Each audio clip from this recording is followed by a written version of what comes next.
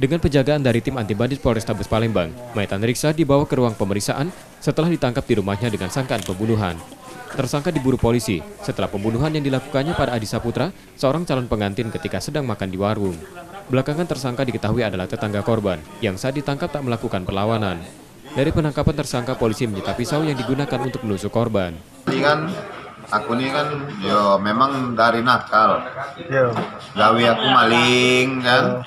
Gawe aku mak mano ndak bener lah yang pastinya kan. Nah, begitu ada Pak Chandra ngajak aku hijrah kan. Melo aku nih jadi melok lurus jadi kan.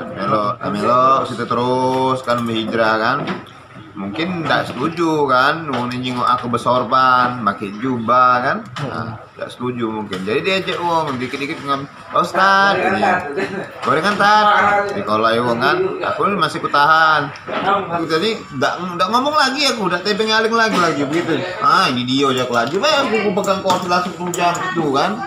Pada polisi, tersangka mengaku membunuh korban karena sering diejek berkali-kali oleh korban yang membuat marah tersangka.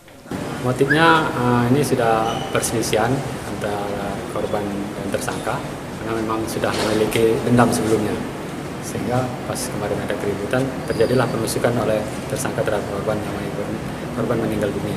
Yang sering dibully itu benar nih? Ya, jadi karena tersangka sering dibully oleh korban, maka terjadilah selisih paham dan keributan. Untuk proses hukumnya, tersangka ditahan di tahanan Polrestabes Palembang dan diancam hukuman 15 tahun penjara. Yudi Kiswanto, Kompas TV, Palembang.